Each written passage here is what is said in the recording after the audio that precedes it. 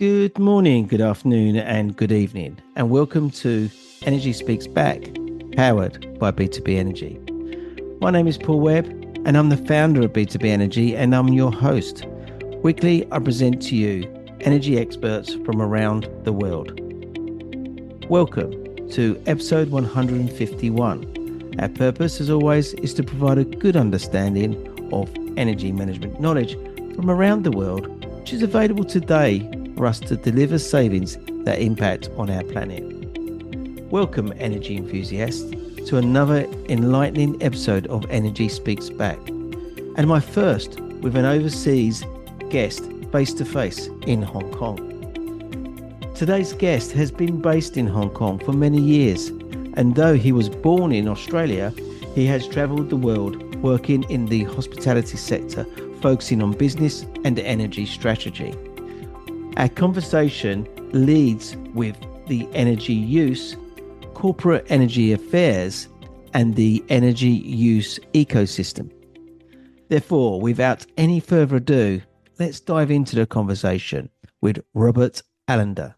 Good morning, Robert. How are you today? Yeah, it's great. I'm good. Thanks, Paul. Nice to be here. Brilliant. It's amazing. This is my first overseas interview that I've done. I'm honoured. In person, yeah.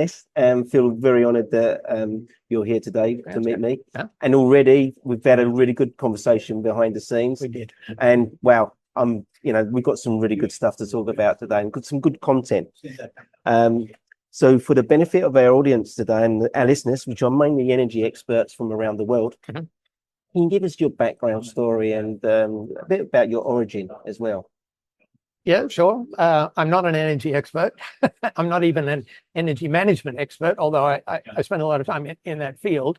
I ran a business and I had people who knew what they were doing in the business. And I got into the business in the early 1990s, 1992 to be precise. I often tell people that before that, I was in the IT business, selling computer systems to hotels in the early 1980s. And hotel executives would say to me, computer, why would we need a computer? So in the early 1990s, when I got into the energy management business and in the UK and Australia and perhaps in the US, I can't really say, energy management was already quite well developed. Most of the resources that I gained in those days was from RexU and organizations like that. But here it was unknown. And people would say, an energy audit? Why would we need an energy audit? We just pay for what we use, don't we? At a very low level of understanding. So it was virgin territory again, which was good for me. I enjoyed that. And I ran that business for 25 years. But in 2016, I pivoted out of that business and began a new company, which the objective was to ensure that the boards and C-suites of serious companies, particularly listed companies, were well enough educated about the energy issues swirling around our existence these days, climate change driven, that they could make good decisions. And so I developed some masterclasses to deliver to boards and a process for helping them create a strategy. And those two pieces, really, the masterclass piece and the strategy development piece, constitute most of what I do these days. So I don't have anything to do with technology. I don't have anything to do with changing light bulbs, but I've done that in the past. I have a pretty good earlier in our conversation that you studied in university in the UK. No, in the US. In the US. And then what was you studying then? I studied hotel management. Right. So it was very much a business management. It was like an MBA, but only at the bachelor level. Yeah. When you look at all the things we studied, we had to study accounting and human resources and real estate. And we did study some architecture because hotels, kind of cover all those topics. So it was unintentionally, it was a wonderfully broad education, and I managed to touch a few things to do with energy management during the course of that 4 years of study. But perhaps more relevant was that my first job out of university had me end up in Canada, actually, but during the oil crisis, the OPEC oil crisis. Yeah. And as a middle manager in a hotel, it was my responsibility to deal with the engineering department. They reported to me, and energy was a very, very serious problem. The cost of energy went up dramatically. The actual availability of gasoline was restricted, and our clients couldn't reach us because they couldn't fill their car to drive from wherever they were to where our hotel was. And so I got a bit of an exposure. And did you actually work in the hotel sector yourself? Yeah, for a few years. Yeah. Sure. And then what country was that? I worked in the hotel industry in the USA, and Canada, and Australia, and Germany. Wow. Yeah.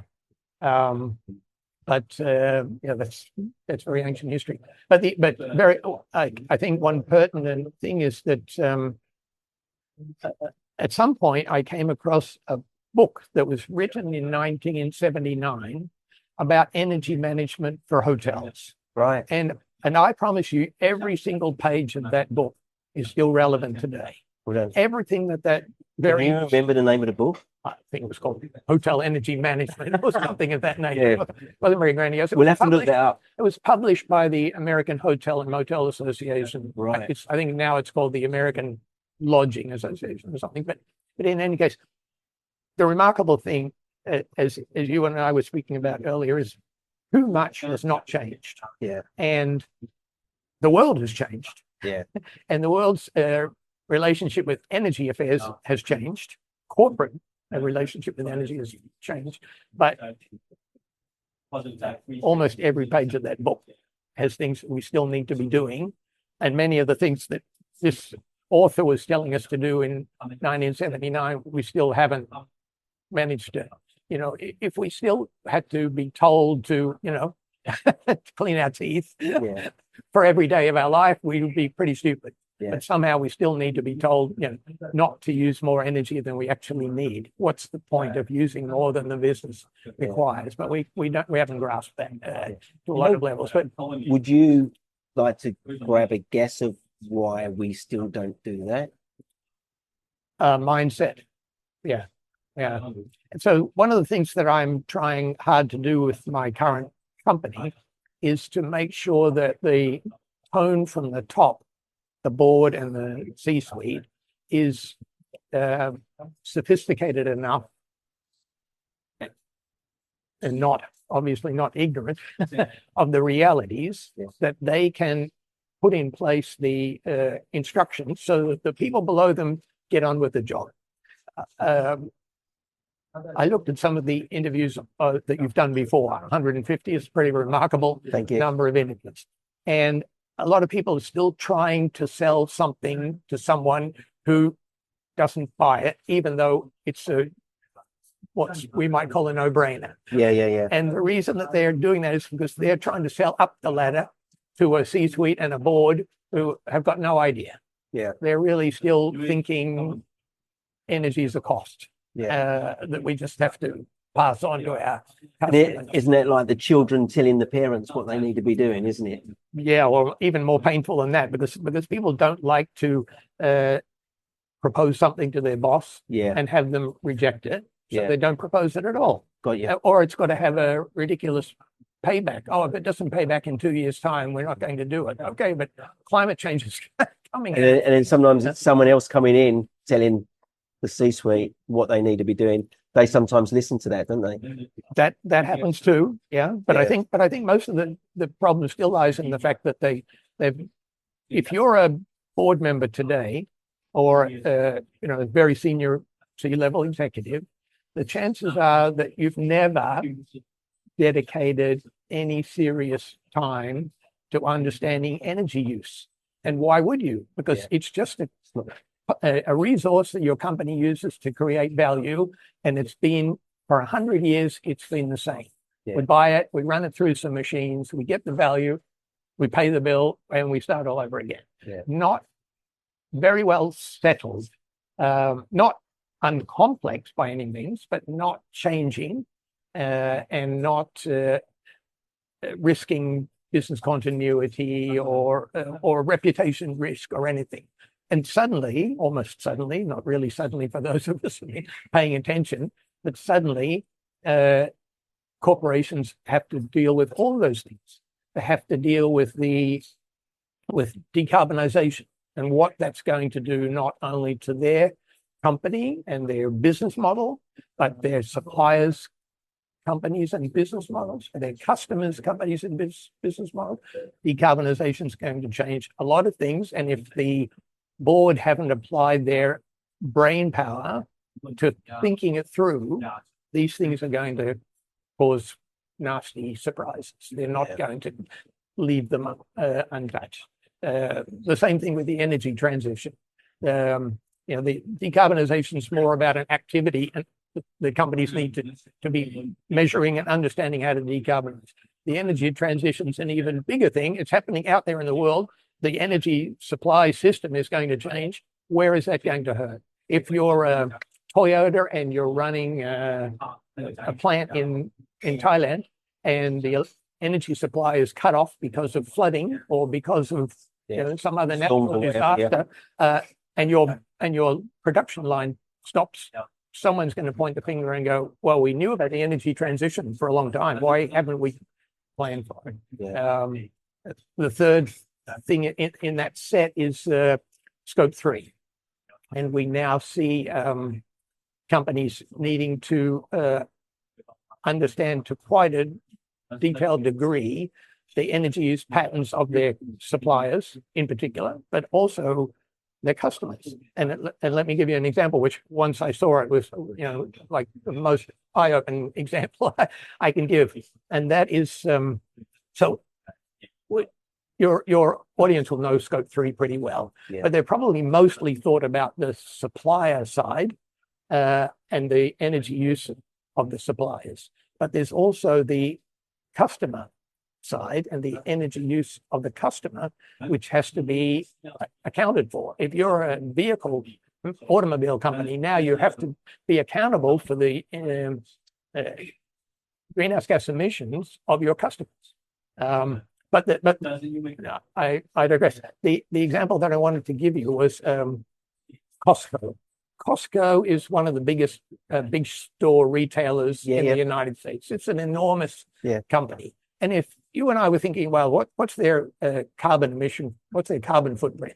We would think, well, they have those big shops and they have those trucks delivering all over the United States. There must be an enormous carbon footprint. But it certainly surprised me when I discovered that their biggest carbon footprint was the fact that their credit card, the Costco credit card, is run by Citibank. Right. And Citibank has an enormous carbon footprint from financing the oil and gas industry for the last who knows how many decades. And Costco's credit card's share because there's a lot of money sitting in Citibank that belongs to Costco. And Costco's share of Citibank's entire carbon emissions is more than the carbon emissions from their running their shops and their stores and their trucks. Hard to believe, but the numbers don't lie. And in fact, recently, Costco's got a reputation for having a really good relationship with its customers. They love Costco. They really love it. And at a recent, I'm not sure it was annual general meeting or another meeting of the senior board, Costco card holders descended on the meeting and protested that they were using Citibank as their holder of their credit card company. And they wanted them to move to a bank that had already decarbonized, that had already got the heavy carbon industry out of its portfolio. And any company that thinks, oh, that's not going to apply to us, just hasn't thought it through. No. So boards these days have to have a much broader understanding of just that one thing makes a significant impact on a business, moving it, clients, Sure. customers not being happy with it. Yeah. They could not necessarily boycott, but we could get to the stage where we could, organizations could boycott, couldn't they? Absolutely. Yeah. So I just use examples like that to wake boards up to the fact that they need. We've just woken me up They thinking need to, about that. and when I first heard it, it wasn't that long ago, that they need to understand these issues in a much. It's funny because currently everyone says I'm only focusing on scopes 1 and 2. 3 is going to be complex. When we get to that, we'll get to that. I think we need to be focusing on all 3 scopes now, because obviously those complexities need to be unraveled now. They do, right? And it may take 10 years.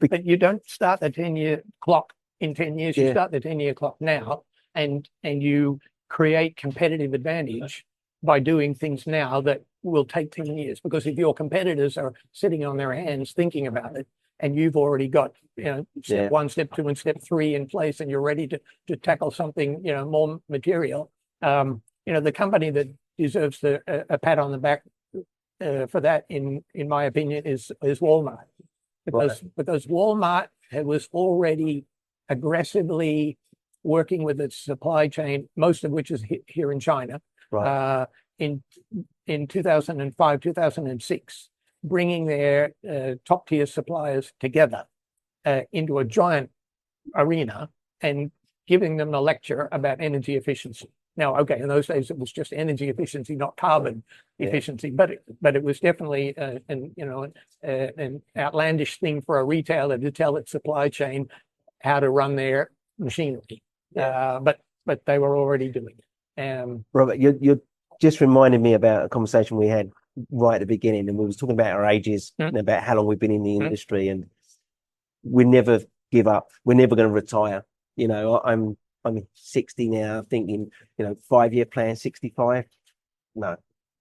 But the changes of our industry, I've seen some significant changes through the industry. Have you yourself sort of noticed all those changes from day one of what? Day one was probably telling people to turn lights off. Now we're going to be telling people to change their suppliers or work with the suppliers to reduce the carbon. Massive changes. I think it's the responsibility is going to fall into different hands. I honestly don't think that energy management people are going to be well placed to tell boards to change the bank.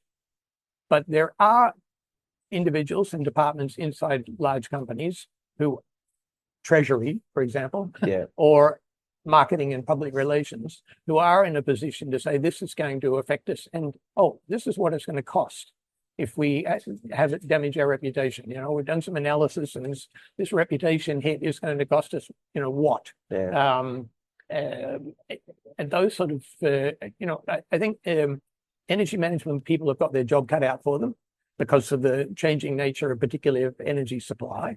But at a high level in corporations, it's really a much broader question. So I mentioned decarbonization. I mentioned the energy transition. I gave that scope 3 example. The one other piece that's really a board level issue, especially in places where the stock exchange has mandated ESG reporting, is ESG. And I think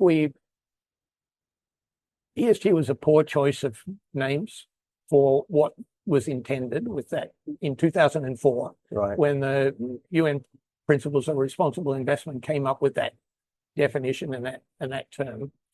They had good intentions, but okay, in hindsight, we could have probably given it a better name. But I think we're now too prone to being lazy about definitions of about categorizing things that we're doing.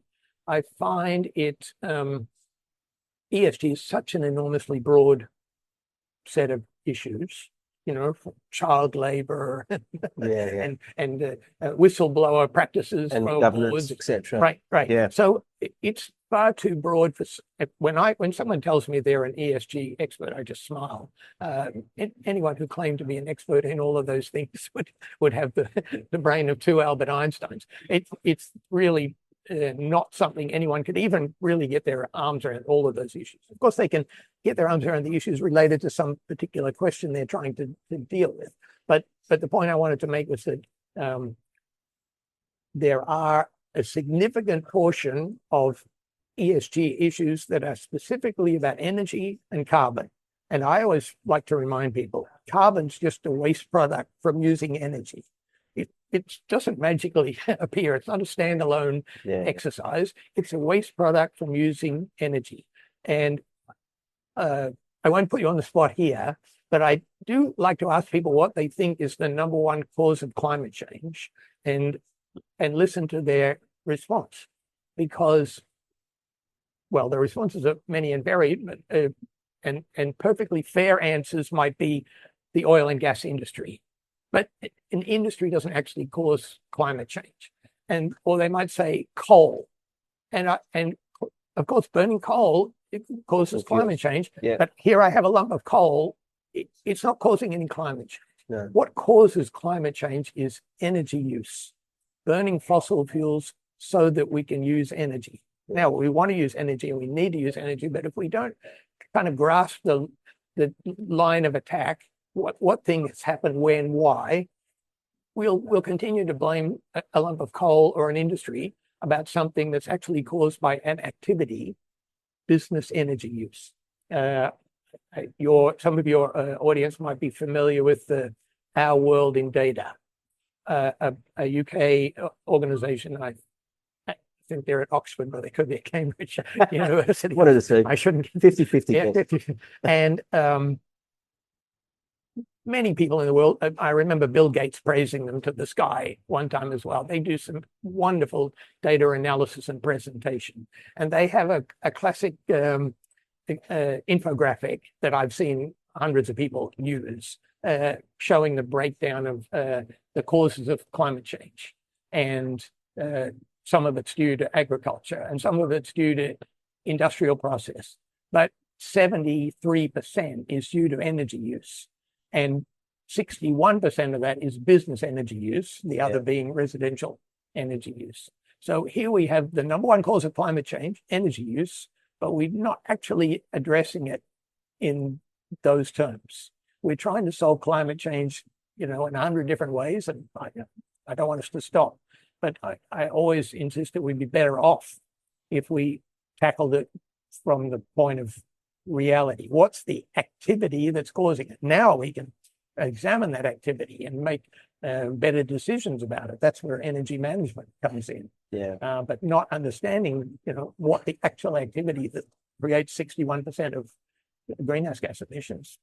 It's always strikes me as a little bit odd. But anyway, be that as it may. Do you mind if we focus on, obviously we're in Hong Kong here, and this has its challenges because it's very hot and it's humid.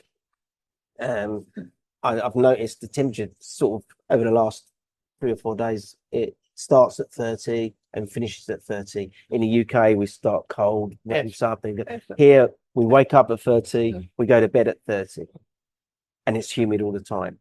And one thing I noticed, and I've mentioned to you, when we seem to be air conditioning the streets. Mm-hmm. Everyone, the approach here on energy management is a lot different to what I've seen in other countries. Mm-hmm. We talked about the cost of energy. Cost of energy isn't very expensive here. Why is that? Cost of energy. Why is it inexpensive? Yeah. Is there a lot of power stations here that they generate their own? No, I think, well, if we're just talking about Hong Kong as a microcosm, Hong Kong's electricity is, I think we've just crossed the cusp of being mostly coal to being mostly natural gas. Right. But we have 2 power companies, each has a territory of their own. There's no overlap. Right. There's no competition. There's no deregulation. Right. And I think this is an old system that works so well. No one's in the least bit interested in changing it. We have a 99.99% energy reliability in Hong Kong. We don't have power outages virtually. People can go their whole life and never experience a power outage. And of course, that's very important because so many of our population live in high-rise buildings. No one wants to need to walk up a 40-story building with their groceries more than once in their life. And of course, we have the best underground train system in the world, and no one wants to be denied that train system. So the electricity supply is super reliable and not at all expensive. I mean, I'm sure no one was going to accept describing it as cheap. But it's significant price reduction in price. I noticed. I had to get my phone out to check the price because I couldn't believe how cheap it was to travel here. It's amazing. And for so far, and the infrastructure is very good. So, but relatively few people make most of the decisions about business energy use in Hong Kong, because we have a small number of very large real estate landlords, we call them. They like to call them developers here, but they develop for 3 years and then they're a landlord for 70 years. So I think they're a landlord. And these relatively small number of individuals, the chairman of these companies, make these decisions. They're not going to let the electricity price be raised out of proportion to the rise in prices of other things. So the price rises in Hong Kong for electricity have been very modest. Anyway, going back to the supply, we have these two companies supplying. One of them supplies where we are now, Hong Kong Island, and a couple of outlying islands, and the other one supplies the rest of Hong Kong, which obviously is a much larger portion. And they do have nuclear power from a nuclear plant inside China, which is partly owned by this Hong Kong company. And so that certainly helps provide a very steady and reliable price, because I'm sure they've signed into a contract for 1,000 years. And they moved to the two electricity companies have moved more to natural gas at the government's instruction. So the price has definitely risen because natural gas is more expensive a source than coal. But the way that the control system is set up, they do what the government tells them. Is there any renewables put into the grid? Hong Kong is really a tough road for renewables. We don't have land. The developable land is developed. We do have wonderful natural parks. We have a larger proportion of natural park, per square meter, I think, than almost any other city of its kind in the world. But the population's not interested in having any of that natural park plastered over with solar panels. And even if a huge portion was plastered over, it still would not meet a significant portion of that. So that solar is out. And we're not very rich on wind within the Hong Kong waters. Outside of Hong Kong waters, which are basically mainland China waters, yes, there's more potential. And maybe one day someone will build wind there and provide it to Hong Kong. And people often talk about, well, we just do something in China. Let's just build a solar farm in China or a wind farm in China. But the counter to that is, be assured, if there's any more opportunity to build it in China, they're building it for themselves. They're not going to pass it off to Hong Kong. That's the way the system works. And what about on the buildings? Is there a lot of solar within the buildings?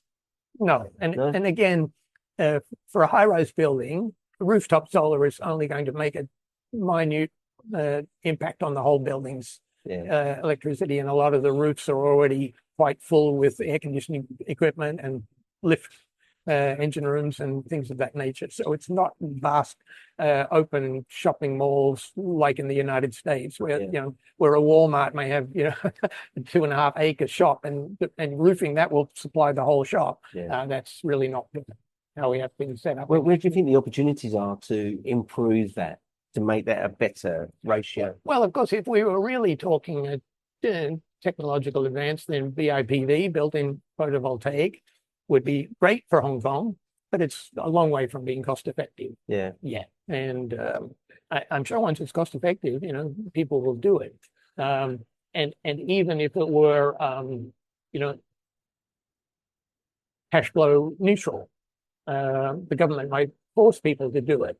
But at the moment, it's literally just at the experimental stage. So. And do the government have sort of policies in place? For instance, we talked about the energy. Is there climate taxes on top of that? Mm-hmm. They have like a climate change levy? No, not a tax. Oh, right. Definitely not. So the Hong Kong government has been quite proactive in developing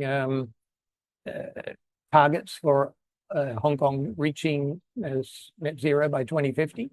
And this isn't anything new. They've been doing this for quite a long time.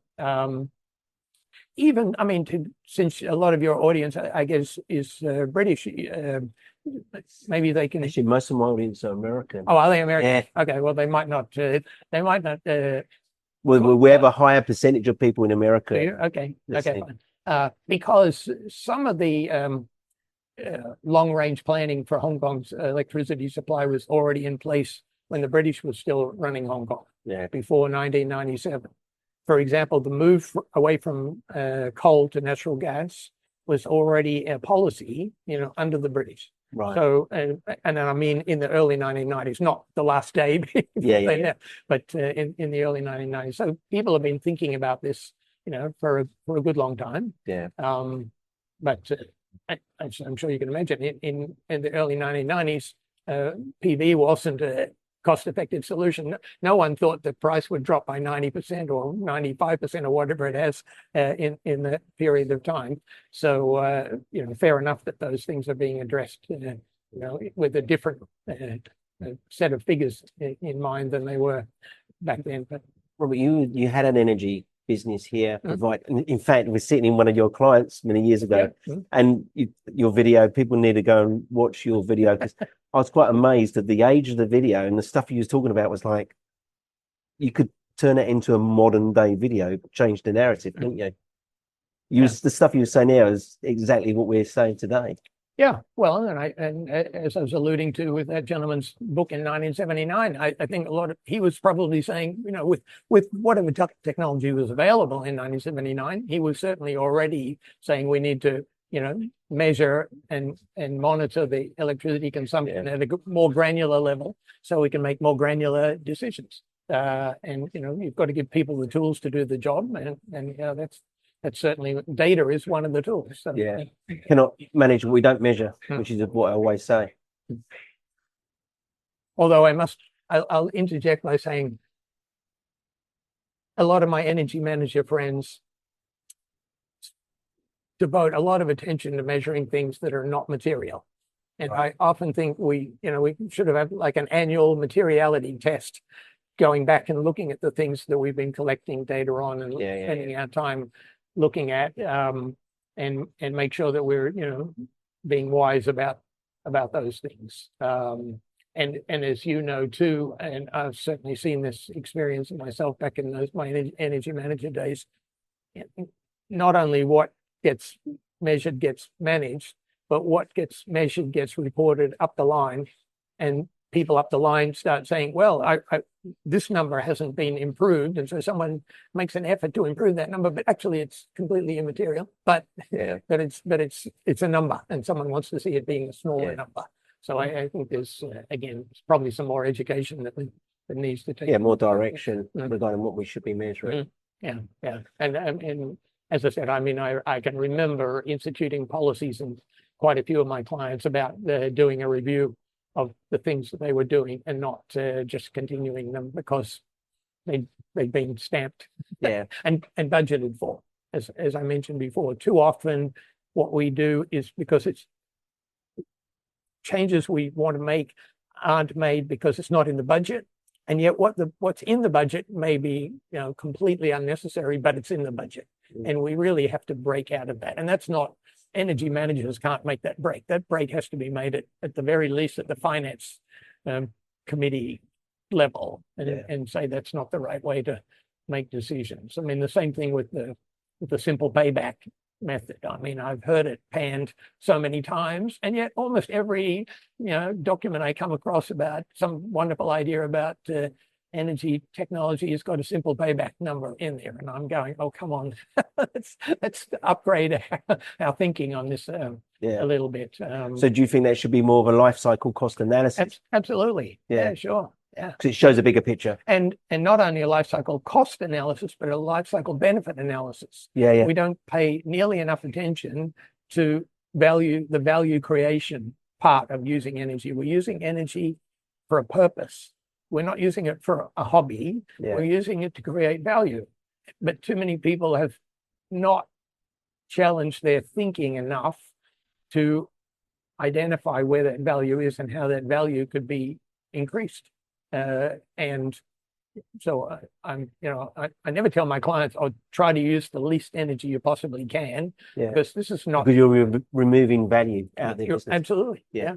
By definition, you'll be removing value. So no, I totally agree. It's like today we're sitting in this lounge area, every single light's on. You wouldn't want to say to the staff, turn all these lights off in these different areas because you reduce. We wouldn't want to be sitting here in the half of darkness, would we? Yeah, and I mean, I guess we probably don't want staff to do it. We probably want technology to do it. But by the same token, sure. And a lot of things. Do you think there's a balance between technology and staff though? Because my big focus in the UK has really definitely made big differences by working with the staff, getting the staff to make the differences.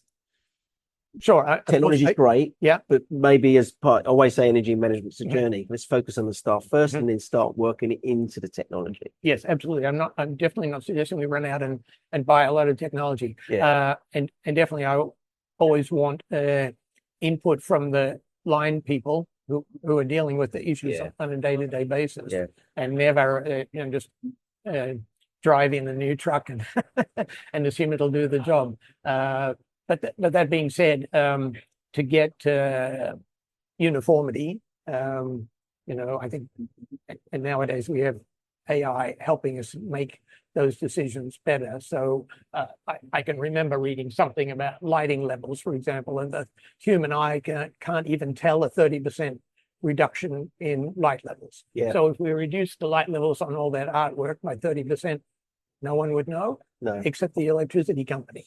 And they would go, "Oh, they're not using as much." So I've heard that. But so and that's quite a large amount of change, isn't it? 30%. Yeah, it's worth doing. Yeah, it is worth doing.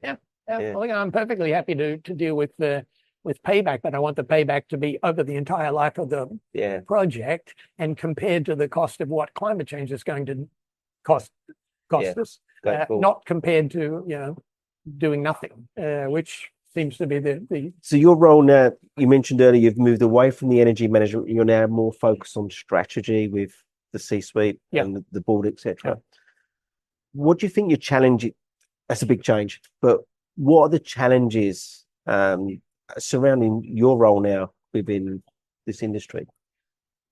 Well, I mean, the reason I changed was because I was concerned that I could see boards, including boards of companies that I had invested in, big companies, and were making no attempt at all to upgrade their understanding of the issues and the external drivers, decarbonization, the energy transition, Scope 3, and the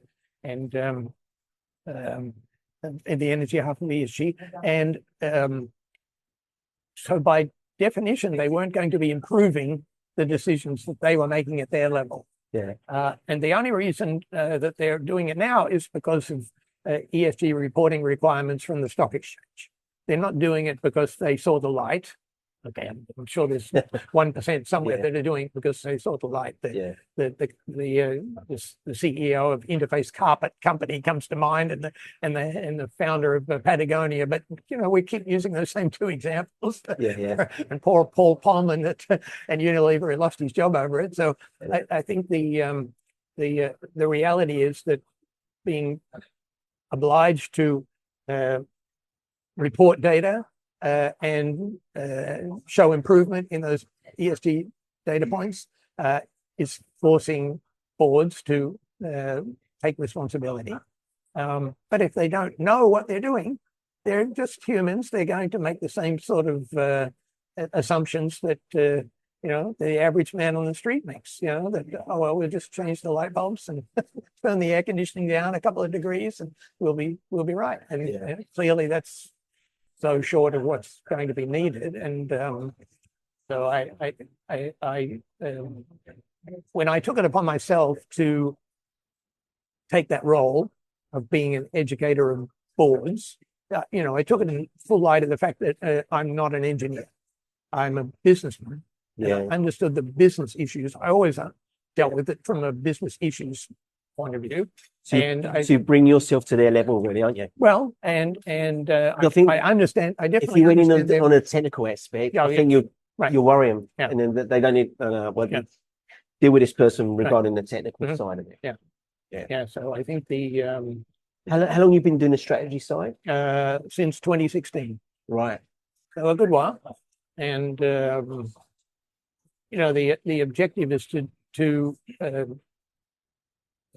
not make them experts, but to give them mastery of the topic, so they understand what questions they should be asking and what response are you getting from the boards? Well, happily, the ones who engage me to run my masterclasses for them or to help them develop a strategy, the response is great. But in Hong Kong, for example, there are 2,600 listed companies on the Hong Kong Stock Exchange. I'm afraid I've only, you just hardly scratched the surface. Hardly scratched the surface. And to be fair, Hong Kong's in a very complex situation. Hong Kong Stock Exchange is in a very complex situation because 70% or so of the companies listed on the Hong Kong Stock Exchange are mainland Chinese companies, and many of those are state-owned enterprises. So they have a whole different set of operating parameters that they need to deal with, and I really don't take them as clients, and I can't operate in Mandarin. So, but that still leaves a large number, and as I mentioned, I've got clients from as far away as Dubai and Japan, and in India and the Maldives and other places in between, and so there's no shortage of companies to work with. I also, incidentally, maybe some of your listeners will be interested, I work with institutional investors because they're the ones who came up with ESG. They came up with ESG for purpose. That is, they wanted to know how reliable their investments were looking 20 years into the future, when they can read the climate science and understand that 20 years in the future, things are going to be quite different.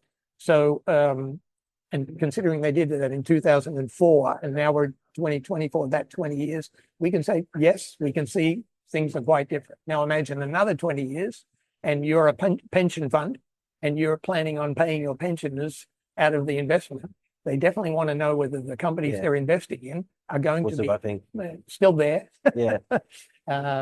So we help those institutional investors just do the reverse of what I do with the boards. They want to look at the boards and the company and say, okay, they say they're going to be here in 2020, 2044, but where do you really think they're going to be? So we do some analysis. And do you mind if we just look to the future here? Where do you think this is going to go, your role and the strategy? Well, when I look at serious companies, I mentioned Walmart before, or some of the other examples that I use in my masterclass, Intercontinental Hotels Group, a British company, Microsoft, for example. None of these companies deal with their use of energy like they did 20 years ago. They don't have an energy manager collecting data and coming up with projects to improve it. It's an enormously broader topic. I mean, the amount of money Microsoft spent trying to figure out how to reduce energy consumption in its data centers their R&D budget was bigger than most people's energy budget, just for that one particular thing. So, and other companies have done the same. So when you look at the way those companies have taken an enormously broader view of the topic. They're taking 10 steps back to see everything that's happening. That's what slowly other companies are going to move into that same mindset. I gave a name. I've given names to a couple of things in my 6 or 7 years, 8 years doing this work now. I created the term corporate energy affairs to describe something which is well beyond energy management. It may start with energy management, but it's taking into account, if you think about government affairs or regulatory affairs in a company, what are they doing? They're trying to see what governments are going to do to them and what they're going to try to do, lobbying to governments. And corporate energy affairs has to kind of have the same mindset. What is the world going to do to us about energy? Because it's not the good old days. And what do we need to put in place or begin? Do we need to gather an industry group together to lobby government to make some changes? Do we need to set up training in universities so we get graduates who know how to deal with these things in a climate environment, not in a 1970s type of environment? There are a lot of things that need to be done that are big like that. So I use that term corporate energy affairs to describe that. And then the second thing that if you Google it, you might find other examples, but I find we're a bit too loose using the term energy. We know energy is a resource, and it's an input to business, getting the job done. It's a term used in physics to describe a state. But energy use, but it's not an activity. But energy, we need something to describe. I needed, when I began doing my masterclass, I needed something to describe the activity, buying energy, running it through machines, getting the benefit, and dealing with the waste product at the end. And I decided, well, we just call it energy use. I tried making it one word for a while. I still use that in my company name, energy use, but it was just a kind of a hiccup, so I stopped trying to use it. But energy use as an activity, or please come up with another term. But it's not energy management. Energy management is what manages the activity, but what is the activity called? And everyone may have their own term, but I feel that it needs a term so we can all know what we're talking about. Exactly. I think, I guess while I'm on it, the third term that I came up with that I found very, very helpful in helping people get their minds around it is the energy use ecosystem. So now we're talking about things beyond our own. If corporate energy affairs are the things that we can make some influence on, an energy use ecosystem, a company's energy use ecosystem, is the things over which we have absolutely no control. But we better know what's happening out there. There are financial issues and regulatory issues, and as we talked about before, reputational issues, and knowing what's going on and having some grasp of the potential impacts of those things is what a big company's leaders need to be doing, and not brushing it under the carpet. So what I see is that more and more companies will move into that level of sophistication, and hopefully 20 years from now, you probably had that experience too. When I first started in business, there was no human resources. There was personnel. We had a personnel manager and someone at the back door checking whether people punched their time cards. And now every company's got a senior vice president of human resources or a chief human resource, very high level. They're all getting involved in the business, and they're all contributing the value of what they're doing to the business. And IT, the same thing. I mean, 30 years ago, IT was called electronic data processing. Okay, and it probably still is electronic data processing today, but you better not call it that, because that's underplaying. Or a technical guy that used to come in and fix the laptop, wasn't it? Or sure, PC or whatever the problem. You're being nice about laptops. I'm talking about mini computers. But climate change is about energy use, and if we don't think that that's going to change the way we look at this resource / commodity / physical property, we'd be very foolish because it's definitely going to change. Yeah. And we can just look at the exemplars who have already done it and say, well, that's the way we're probably going to go, and we're probably better to do it sooner rather than later if we intend to be around in 20 or 30 years time. So Robert, it's coming out time in the interview. I don't. You've been listening to my interviews, haven't you? So Yep. you know where I'm going with this. Yeah, sure. Next question: is there anything you can give back to our industry today, the energy experts listening to this, as a takeaway from yourself? Yes, I thought about this question, and the piece that I offer at my clients and audiences all the time is also indicated in my company name, is that I think it's extremely important and extremely valuable to have a strategy, to have a written strategy about your company's energy use. And the amount of effort that it takes to create an energy use strategy compared to the amount of benefit that a company gets once they've got a documented energy use strategy is chalk and cheese. It can be a very minor exercise to create it. Of course, once you've created the first one, in some short period of time, you probably want to make it better, but at least you've got one. Every company in the world uses energy, and therefore every company in the world has an energy use strategy, but it's mostly unwritten and unspoken. They haven't in any way made the effort to document what it is they're trying to do. So my advice to your listeners is to take the steps to put their company's energy use strategy in words. Right. And it need be nothing more than one A4 piece of paper. Yeah. But hopefully it was developed with the board in the room and the senior executives in the room, not a bottom-up thing that was fed up, because, of course... Do you mind if I throw a curveball at that? Yeah, sure. We're talking, how does this writing an energy strategy differ to like an energy policy? Mm-hmm. Are they one of the same things, or are they similar, or... No, policy has to come after strategy. Right. Any diligent student of strategy, or a diligent student of policy, I guess, as well, will tell you that strategy has to come first. Right. And then policy has to... You write the strategy. You think up a strategy. Yeah. You make choices. Strategy is mostly about choices. We're going to do this. We're not going to do that. Yeah. And without having decided what we're not going to do, we really don't have a strategy. Yeah. And the policies then, of course, so therefore, in light of that strategy, now our policies are going to be doing this. Our policy is, when you put in a budget request, the policy is that you take the money out of the $200 million that's been set aside to fight climate change. That's a policy, not a strategy. Yeah.